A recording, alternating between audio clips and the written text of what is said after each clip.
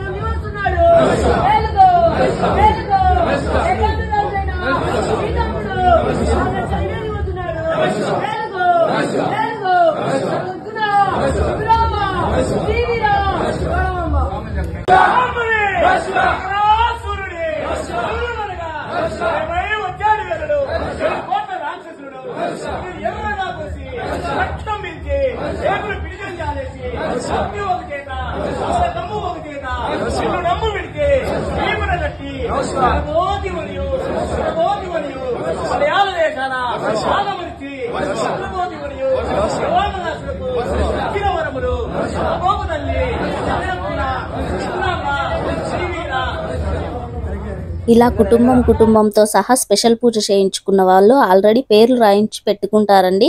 కుటుంబంతో సహా మేళతాళాలతో వచ్చి ఇలా అమ్మవారిని పూజించుకుంటారు. వారు నైవేద్యం కానీ ఏదైనా వారికి తోచినంత నైవేద్యాలు చేసుకొని వచ్చి అమ్మవారితో కొబ్బరికాయ పట్టుకొని ఇలా మాట్లాడుతూ ఉంటారనమాట. ఇలా మాట్లాడి పూజనైతే కొనసాగిస్తారు.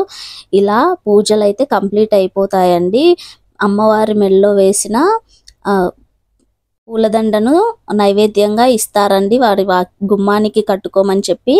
చూస్తున్నారు కదండి, ఇప్పుడు నేను చూపించబోయేది అన్నపూర్ణాదేవిగా అలంకరించబడిన అమ్మవారండి. ఎంత చక్కగా ఉందో ముందుకు వెళ్ళి మీకు చూపిస్తాను. చాలా బాగా అలంకరణ చేశారండి, చాలా బాగుంది. ఒకసారి చూడండి ఫ్రెండ్స్, మిస్ అవ్వకుండా ప్రతి ఒక్కరు ఫుల్ వీడియోస్ నవరాత్రుల వీడియోస్ చూడండి. మన ఛానల్లోనే నేను తప్ప ఎవరు పెట్టట్లేదు. సో అందరూ ఇంట్రెస్ట్గా చూడండి, మీకు చాలా ఇష్టపడతారు. మీరు కూడా ఎంత బాగున్నారో కదా అమ్మవారు అన్నపూర్ణాదేవి అవతారంలో. సో ఈ విధంగా చేస్తారండి.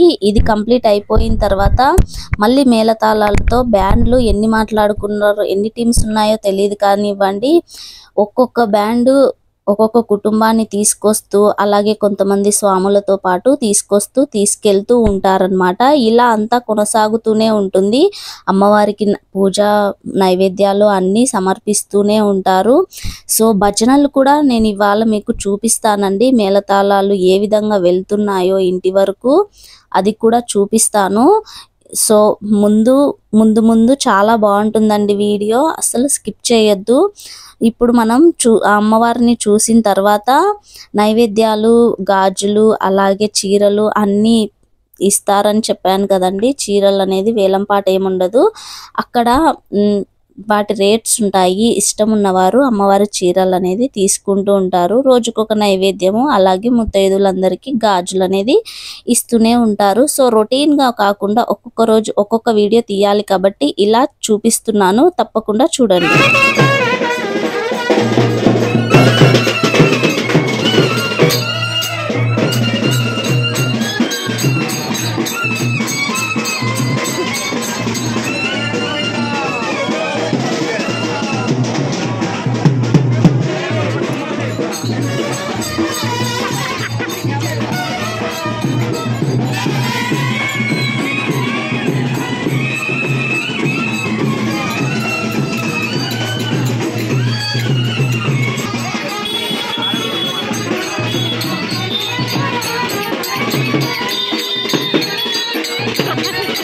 ఇలా మేళతాళాలతో ఎవరైతే పూజ చేయించుకుంటున్నారో వాళ్ళ ఇంటి వరకు వెళ్తూ ఉంటారు.